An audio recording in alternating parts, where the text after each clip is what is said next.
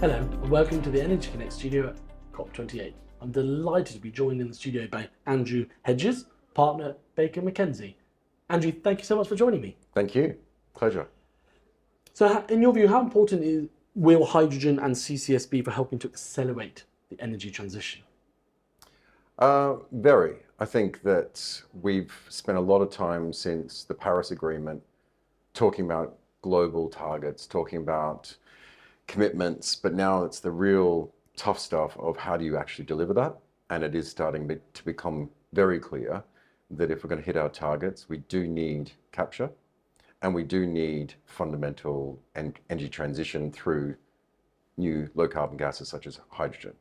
So they are fundamental, but they're also been known to be fundamental potentially for some time. So it's really coming down to, as the COP president put it, what's the action plan?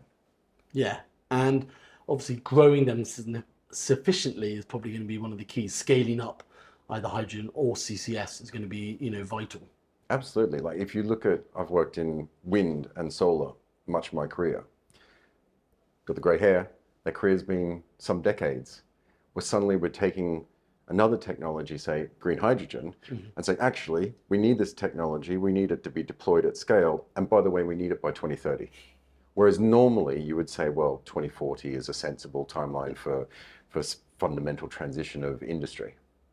And what are some of the big hurdles? Is it finance, or maybe supply chain, or just especially hydrogen too nascent of a new industry?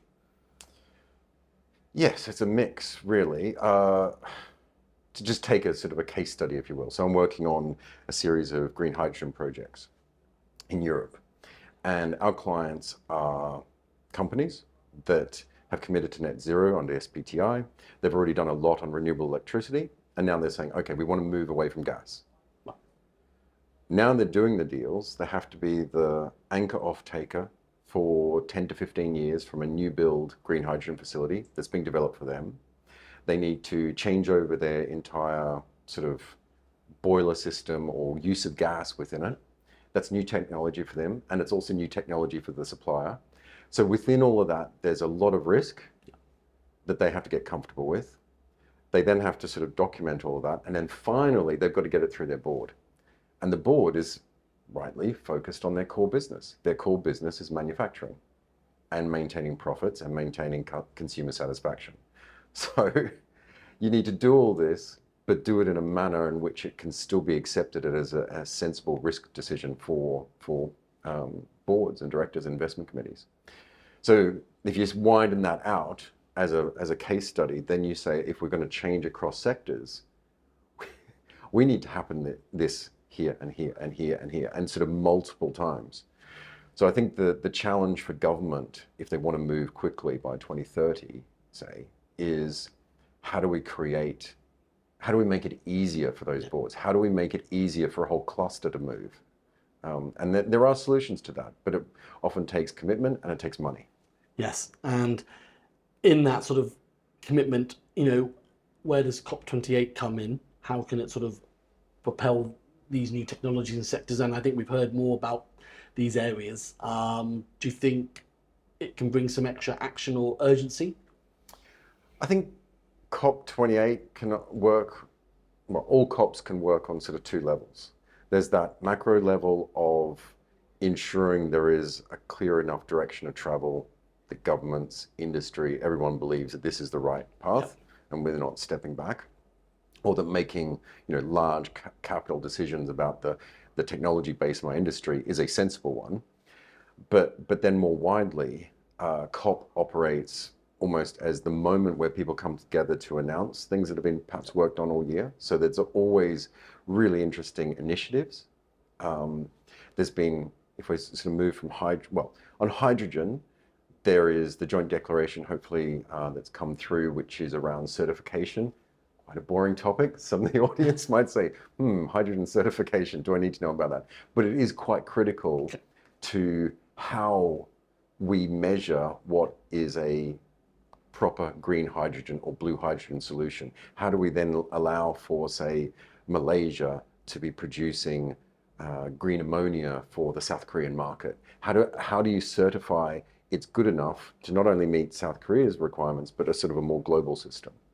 And then more widely, I think if you're talking CCS and sort of the whole ecosystem of change, this COP I find is quite interesting because of the focus around the interface between fossil sectors and change.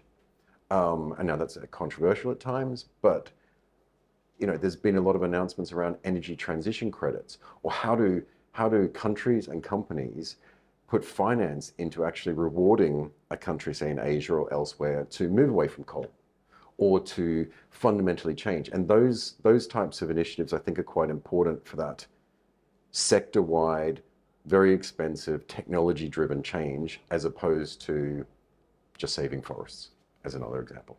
Yes, and hydrogen has been talked about a lot, and you said we'll see there's announcements. Well, COP still has a week or so to go.